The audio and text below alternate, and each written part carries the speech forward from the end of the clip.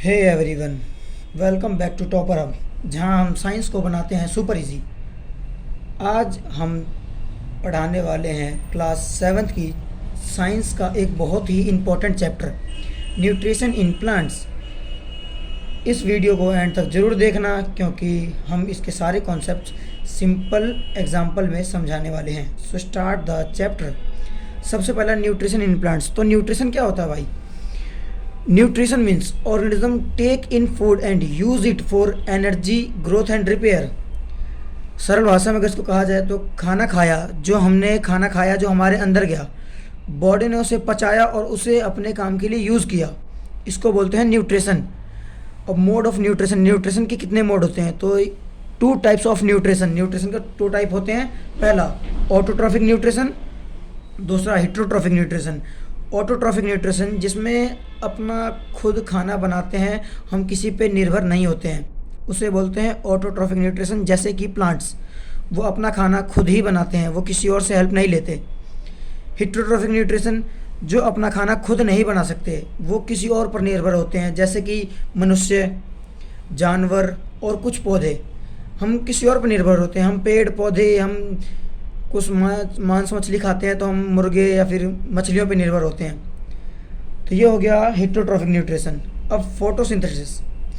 अब पौधे जो खाना बनाते हैं, जो ऑटोट्रॉफ्स होते हैं, वो खाना कैसे बनाते हैं? तो फोटोसिंथेसिस के माध्यम से। और चार मेन कंपोनेंट होते हैं फोटोसिंथेसिस के। पहला, सनलाइट एनर्जी सोर्स है, जिससे उसको सनलाइट मिलेगी जब भी तो खाना बनेगा। क्लोरोफिल, ग्रीन पिगमेंट इन लीफ, पत्तों में जो हरा कलर होता है उसको बोलते हैं क्लोरोफिल। फिर वाटर और फिर कार्बन डाइऑक्साइड। ये चार मेन चीज़ है, मेन कंपोनेंट है जो एक पौधे को खाना बनाने के लिए चाहिए ही चाहिए। बिना एनर्जी सोर्स नहीं होगा। अगर ग्रीन पिगमेंट मिलेगा, नहीं मिलेगा तब भी नहीं होगा। रूट्स अगर पानी नहीं लाएगी, रूट्स अगर पानी नहीं लाएगी जब भी नहीं होगा। कार्बन डाइऑक्साइड, ये मेन चीज़ है। From the air through stomata in leaves.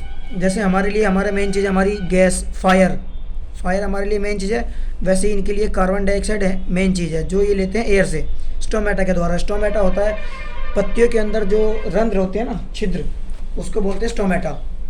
जैसा कि आप इसमें देख पा रहे हैं, यहाँ पे जो ये चीज़ है, ये इसको हम बोलते हैं रंध्र, छिद्र, इसको स्टोमेटा बोलते हैं इंग्लिश में। अब चलते हैं, जैसे अब डेली लाइफ एग्जांपल। रोज़ सुबह प्लांट्स को जब सनलाइट मिलती है, और सुबह की सनलाइट काफ़ी ही अच्छी होती है प्लांट्स के लिए, क्योंकि वो बहुत हल्की होती है और काफ़ी अच्छी होती है।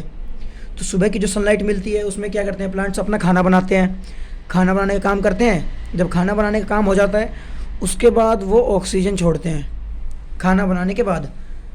ये हो गया। अब देखते हैं लीफ स्ट्रक्चर।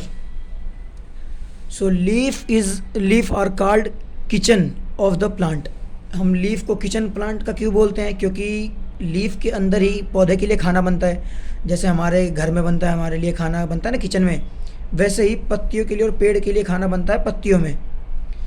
अब इसके कुछ इंपॉर्टेंट चीज़ है, जैसे लीफ वेंस वाटर ट्रांसपोर्ट करती है। लीफ के अंदर जो वेंस होती है बिल्कुल पतली पतली, वो करती है वाटर ट्रांसपोर्ट।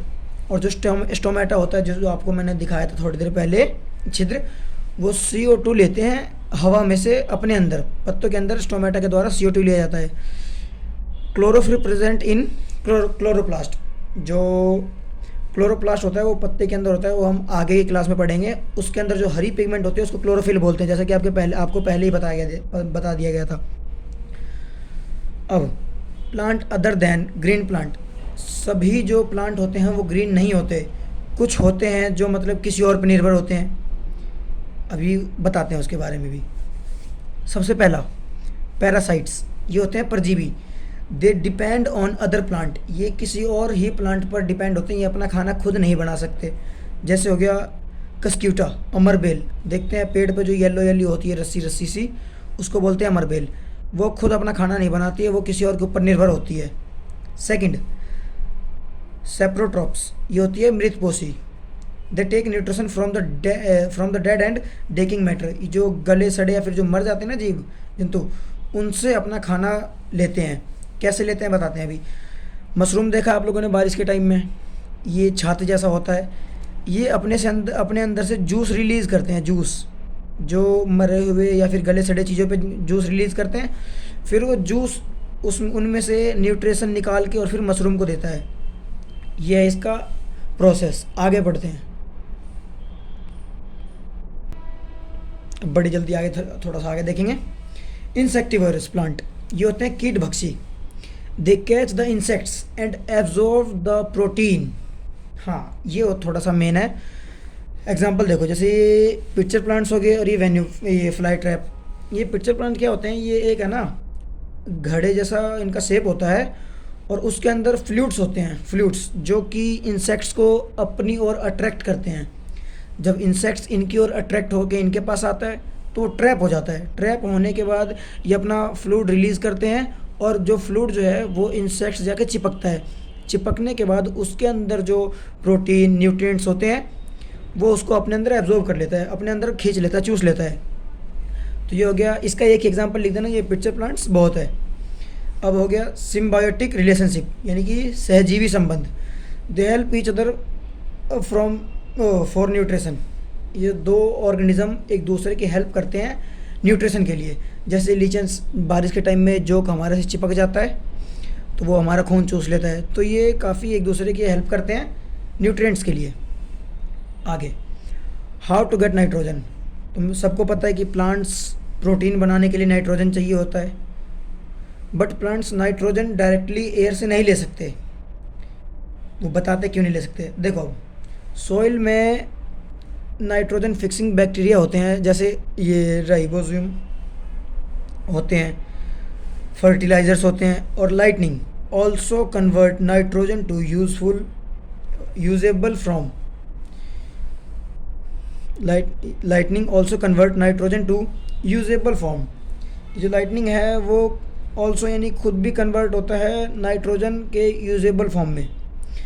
जैसे राइजोबियम, ये लेग्यूमिनस प्लांट के जैसे प्लांट होते हैं, जैसे अपने मटर हो गया, बीन हो गया, और कुछ दाल वाले प्लांट जिसमें अपन दाल लेते हैं ना, वैसा उनके रूट्स में भी होता है। अब देखते हैं की पॉइंट, जो एग्ज़ाम के लिए काफ़ी ही पॉइंटेड के लिए काफ़ी मार्क आ जाएंगे। इसमें भी क्या याद करना है, फोटोसिंथेसिस के स्टेप याद करने हैं, रोल ऑफ क्लोरोफिल, क्लोरोफिल का क्या रोल है ना खाना बनाने में, पत्तियों के लिए जो खाना बनता है, पौधे के लिए खाना बनता है, ये ज़रूर याद करना है। इसके स्टेप्स याद करने हैं सारे जो भी ये बता रहा हूँ।